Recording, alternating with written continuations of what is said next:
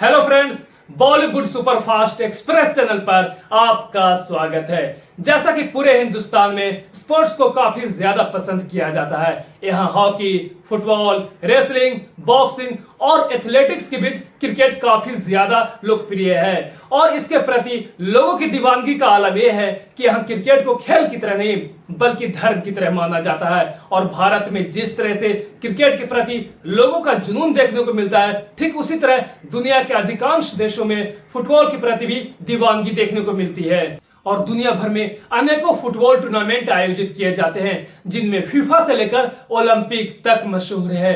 और बॉलीवुड में ऐसे ही तमाम फिल्मों को केंद्र में रखकर कई फिल्मों का निर्माण हुआ है आज तक, जिनमें क्रिकेट के ऊपर तो बहुत सारी फिल्में बनी है, लेकिन वही फुटबॉल के ऊपर बहुत ही कम फिल्में बनी है।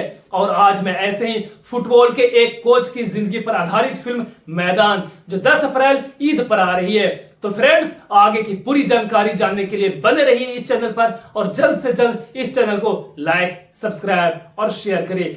तो जैसा कि इस फिल्म के ट्रेलर में दिखाया गया है कि उस वक्त की टीम के पास जूते तक भी नहीं हुआ करते थे और खिलाड़ियों को नंगे पांव ही खेलना पड़ता था, लेकिन उनके जोश और जुनून की दाद देनी पड़ेगी कि अभाव में भी वो जी जान से खेलते थे और भारत के मान को कभी कम नहीं होने दिया। और जैसा कि 1952 से 1962 तक का समय भारतीय फुटबॉल टीम के लिए गोल्डन ईयर का समय माना जाता है और इस दौरान भारतीय फुटबॉल टीम ने कई इंटरनेशनल टूर्नामेंट भी जीता और 2 बार ओलंपिक भी खेला। वो अलग बात है कि एक भी बार ओलंपिक का गोल्ड मेडल इंडिया को नहीं मिला, लेकिन सेमीफाइनल तक पहुंचकर टीम ने बता दिया कि अगर दूसरी टीमों की तरह सुविधाएं इंडिया को मिली होती तो वो आज ओलंपिक का गोल्ड भारत को मिला होता। और जब सैयद अब्दुल रहीम की अगुवाई में भारत ने न सिर्फ देश बल्कि विदेशों में भी इतिहास रच दिया था।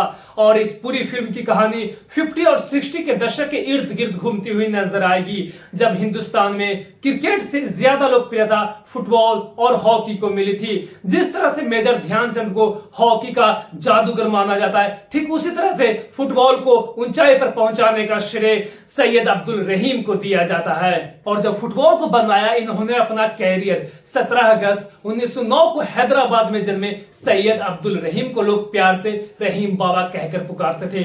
जैसा कि बचपन से ही इनका पूरा लगाव फुटबॉल में था और भारत को फुटबॉल में गोल्ड मेडल दिलाना रहीम का सबसे बड़ा सपना था। मगर दुर्भाग्यवश उस दौर में जब देश गुलामी का दंश झेल रहा था तो इनका सपना चकनाचूर हो चुका था और आजादी के बाद रचा इन्होंने इतिहास। 15 अगस्त 1947 को जब देश आजाद हुआ, तब जाकर सैयद अब्दुल रहीम की पत्नी प्रियामणि ने आकर इन्हें हिदायत दी कि अब जाकर अपना सपना पूरा कीजिए। तब जाकर सैयद अब्दुल रहीम ने युवाओं को लेकर फुटबॉल की एक नई टीम तैयार की और बाद में इनकी मेहनत रंग लाई।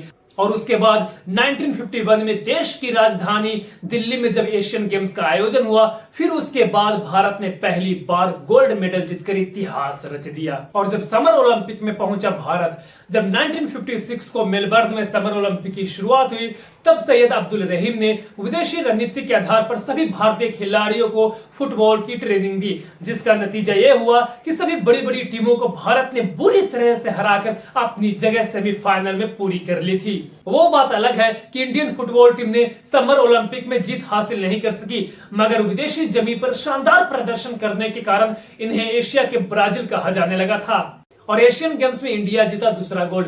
जैसा कि 50 के दशक में भारत के फुटबॉल को स्वर्णिम काल कहा जाता था, जब 1962 में इंडोनेशिया की राजधानी जकार्ता में एशियन गेम्स शुरू होने वाले थे, तब अनफॉर्चुनेटली ही सैयद अब्दुल रहीम को कैंसर हो गया और कैंसर होने के बावजूद भी इन्होंने पूरी टीम को ट्रेनिंग दी और तब जाकर एशियन गेम्स में दोबारा गोल्ड अपने नाम कर लिया इन्होंने। और 11 जून 1963 को सैयद अब्दुल रहीम ने इस दुनिया को अलविदा कह दिया, मगर फुटबॉल के इतिहास में उनका नाम हमेशा हमेशा के लिए अमर हो गया। और अजय देवगन की फिल्म मैदान इसी कहानी पर आधारित होगी और इस फिल्म में अजय देवगन ने रहीम साहब के किरदार को करने में कोई कसर नहीं छोड़ी।